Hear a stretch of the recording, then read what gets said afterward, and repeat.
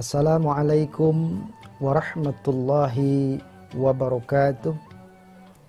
Alhamdulillahilladzi tanazzaha anil ashbah wan nadzair fi mulkihi wa malakutihi wa ta'azzaza bil qahri wal ghalabati fi jabarutih. Ahmaduhu an ussisa dinuna ala qawaidil yakin wa azharahu ala malilis sairil ma'adidin wal makhalifin. Ashhadu an la ilaha illallah wahdahu la syarika lah syahadatan atba'u biha daral anisin wa adfa'u biha kaidal fajirin. Wa ashhadu anna Muhammadan abduhu wa rasuluhu nabiyyul makinul qail wa idza sa'alaka ibadi anni fa inni qaribun ujibu da'watad da'i idza da'ani. Sallallahu alaihi wa ala alihi wa ashabil hadin wa tabi'in bi ihsanin ila yaumiddin, amma ba'd. Qala rabbi shrah li sadri wa yassir li amri wahlul 'uqdatam min lisani yafqahu qawli waj'al li waziran min ahli. Alhamdulillah, puji syukur kita panjatkan kehadirat Allah Subhanahu wa taala. Salawat teriring salam semoga tercurah dan terlimpah kepada baginda alam Nabi besar Nabi Muhammad sallallahu alaihi wasallam.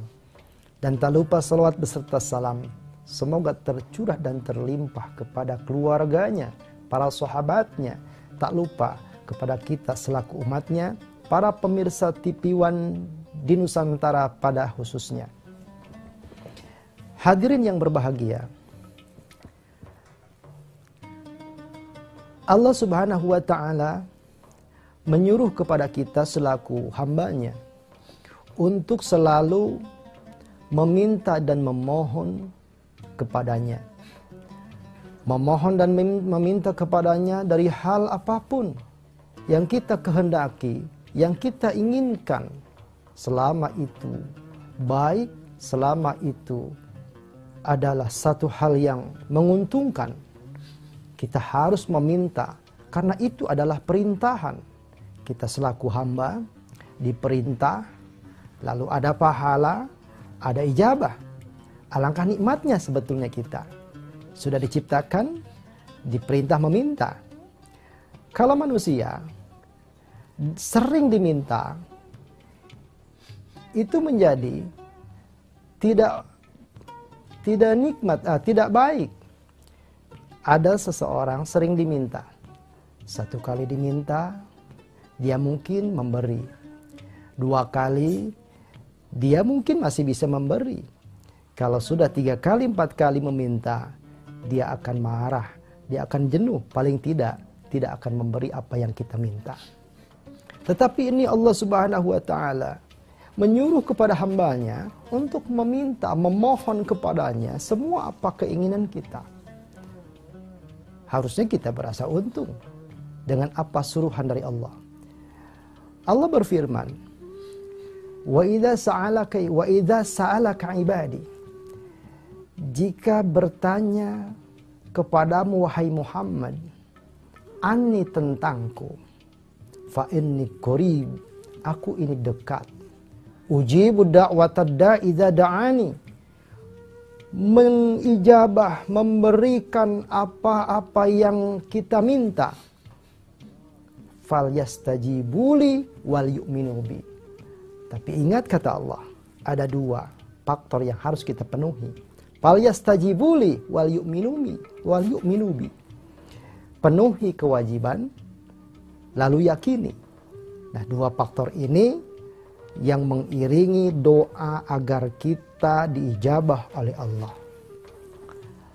Ijabahnya Allah terbagi menjadi 4. Ada yang kita minta lalu dikabulkan sesuatu apa yang kita minta. Kedua, apa yang kita minta dikabulkan diganti dengan yang lain selain daripada yang kita minta. Ketiga, kita meminta sekarang, diberikan sekarang. Keempat, kita meminta sekarang, tetapi dikabulkannya nanti. Dari kata-kata pembagian doa tersebut bisa dipahami sebetulnya doa yang kita lantunkan, setiap yang kita panjatkan itu semua diijabah oleh Allah. Tergantung masa, kapan diijabahnya. Tergantung apa pemberiannya.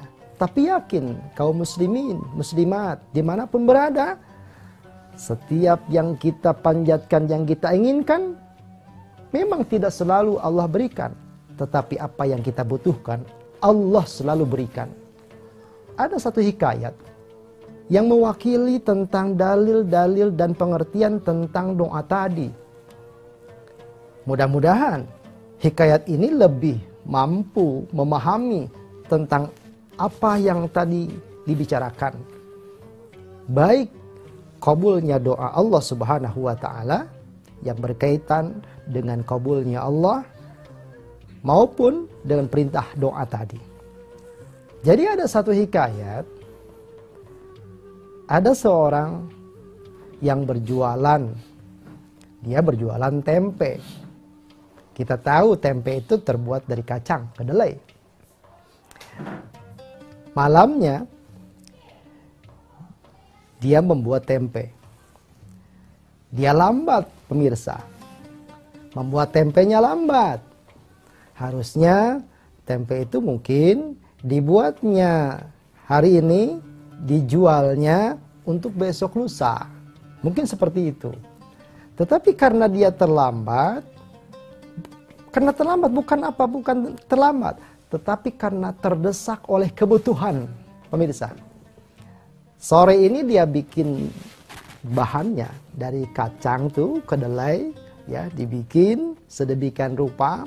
Baru saja dibikin selesai, ada telepon dari anaknya. Bapak, tolong kirim uang buat bayaran sekolah, karena besok ujian di pesantren. Ini contoh. Dari cerita tersebut, anak ini menelpon besok harus ada uang untuk bayar ujian. Otomatis, si penjual tempe ini yang baru saja dibikin, yang baru saja dikemas rapi dari bahan kacang kedelai yang direbus, lalu dikasih bungkusan dan didiamkan sampai malam. Ketika malam, orang ini berdoa kepada Allah. Dia baca surat Yasin, dia baca sholawat, dia menangis kepada Allah.